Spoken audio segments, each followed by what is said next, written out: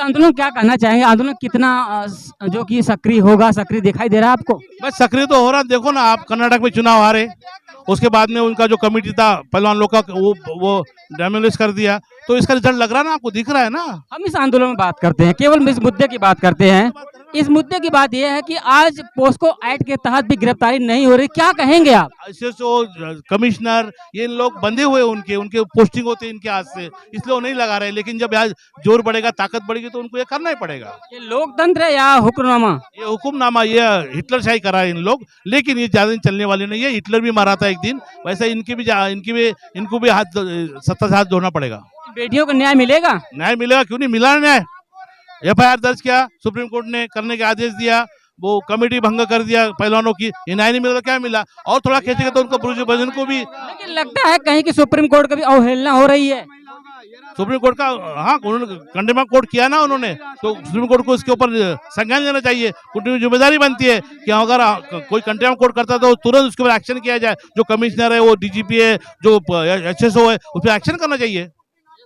अगर आपको हम थोड़ा सा कहें, जैसे डॉक्टर भीमराव संविधान निर्माता थे, उन्होंने कहा था कि संविधान से भारत चलेगा, लेकिन पॉक्सो एक्ट सुप्रीम कोर्ट के आदेश के बाद भी गिरफ्तारी नहीं, क्या कहेंगे आप? कौन सा न्याय है? देखो, प्रॉब्लम ऐसा है कि बाबा साहब ने ये भी कहा था कि जब संविधान जब अच्छा है, करोड़ों लोग यहाँ पर रहेंगे। बाबा साहब ने कहा था कि जब संविधान अच्छे लोग के हाथ में रहेगा तो संविधान वर्ल्ड का नंबर का एक संविधान है। और लेकिन अभी ऐसा हो गया कि संविधान ये मनुवादी आरएसएस के हाथों में गया है, इसलिए वो संविधान का मिसयूज कर रहे हैं। इसके रिजल्ट उनको आने वाले चुनाव में मिलेंगे। तो ये कैसे आप लोगों को जगाएंगे कि इस शासन से मुक्ति मिले? तो देखो, पूरे भारत से लोग आ रहे, जग तो रहे ना साहब। और अभी देखो, अलग अलग चुनाव लड़ने के जो विपक्ष एक हो जाएगा तो इसको हारना तय है। विपक्ष की बात करें, विपक्ष में कैसे एकता होगी आप बताइए? अरे नहीं होगी तो हम लोग समाज के मतदाताओं की एकता करेंगे ना। गया खड्डे में विपक्ष, अगर विपक्ष से बात नहीं सुनता हमारा, हम मतदाताओं की एकता करेंगे और मतदाताओं को एकजुट के हम लोग देश के रक्षा, संविधान का रक्षण करेंगे। पढ़े लिखे बच्चे का भी ये सब पूछ लो बात, ये बच्चा भी बतला दे। जब तक आप जैसे पत्रकार जिंदा हैं, इंसानियत जिंदा है और बाबा का संविधान भी जिंदा है, लोकतंत्र भी जिंदा है। जब तक आज लोकतंत्र जिंदा है, लेकिन ये दिन देखिए कितने दिन, बेटियां जो बेटी बचाओ बेटी पढ़ाओ, आज बेटियां कहाँ बैठी हैं? मैं आपको छोटी सी पंक्ति सुना, छत्र छाया है। मैं छोटी सी, हम होंगे कामयाब, हम होंगे कामयाब, हम होंगे कामयाब एक दिन, हमको है विश्वास, हम होंगे कामयाब। ये तो नाजायज औलादे हैं भाजपा वाले अंग्रेजों की। यहाँ से जंतर मंतर से अंग्रेजों के पैर उखाड़ दिए, इनको झुकना पड़ेगा।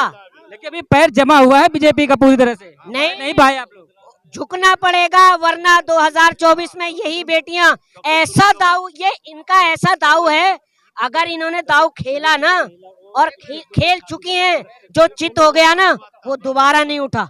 इनका भी तो कहना आप लोग भी दाव खेल रहे हैं। कौन? आप लोग भी बेटियों के आंदोलन में दाव खेल रहे हैं आप लोग। ये मुझे शर्म आती है जो इस चीज को कह रहा ना, दाव खेल रहे हैं। मोदी जी कह रहे होंगे, पता क्यों कह रहे हैं? क्योंकि उनके बेटी है नहीं।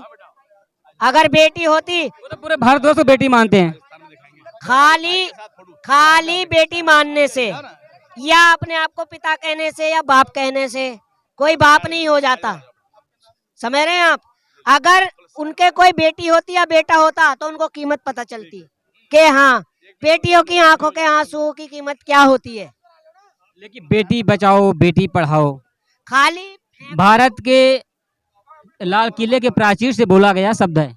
ये खाली फेंकू जुमला है, खाली जुमला। आपने सुना होगा मोदी जी ने ये भी कहा था, भाइयों और बहनों, जब हम आएंगे तो जो चप्पलों में घूमता है हम उसे हवाई जहाज में घुमाएंगे। चप्पलों तो आज भी घूम रहा ढंग से। भाई साहब, मजबूत चप्पल हो गए, पैर में से चप्पल उतर गई।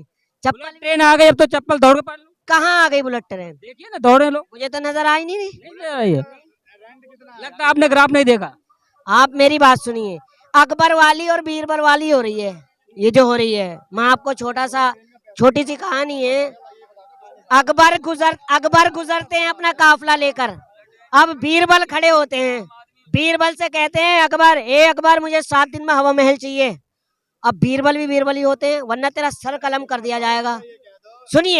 सुनिए, ठीक है। अब बीरबल जो ना, वो भी बहुत दिमाग वाले थे। उन्होंने बच्चे पालते हैं तोते के, और बच्चों को सिखा के पढ़ा के पढ़ाते हैं कि जब सरकार की सवारी निकले जब ही शोर जोर शुरू कर देना। 5 दिन हो क्या लग रहा है, आप शोर हो रहा है केवल? जाते, 5 दिन हो जाते, 4 दिन हो जाते, 6 दिन हो जाते। भाई बीरबल क्या हुआ, हवा महल नहीं बना? निकल, सरकार बन रहा है मगर आपको दिखाई नहीं दे रहा, वही बीजेपी कर रही है, खाली हवा में है, जमीन पे आपको 133 करोड़ की जनता कैसे गुमराह हो गई? देखिए सर, एक बार मौका, आप भी होंगे एक बार, उसमें, आप भी होंगे। मेरी बात सुनिए, मैंने कभी गलती नहीं की, मैंने कभी गलती नहीं की भाजपा को वोट देने की। देखिए, एक बार गलती होती है, 2 बार गलती होती है, अब भूल नहीं होगी मेरे युवा से भारत के, क्योंकि देखिए किसान, महिला और जवान, इनसे तीनों से देश चलता है, और इनकी क्या हालत हो रही है, फुटपाथों पे बैठे हुए हैं। ये जवान है जो जिनकी वजह से हम खुल के सांस ले रहे हैं, जो सरहदों पे रहते हैं। जवानों से तो उन्होंने जब शहादत हुई थी 45 जवान जो कि आपके श्रीनगर जम्मू कश्मीर में जब पुलवामा हमला हुआ था, उस जवानों पर तो वोट मार कर सरकार बन गई थी। बिल्कुल, उसका भी जवाब दूंगा। देखिए, ये अपनी कुर्सी के लिए कुछ भी कर सकते हैं। आज सतपाल मलिक जो आरोप लगा रहे हैं वो सारे सही हैं।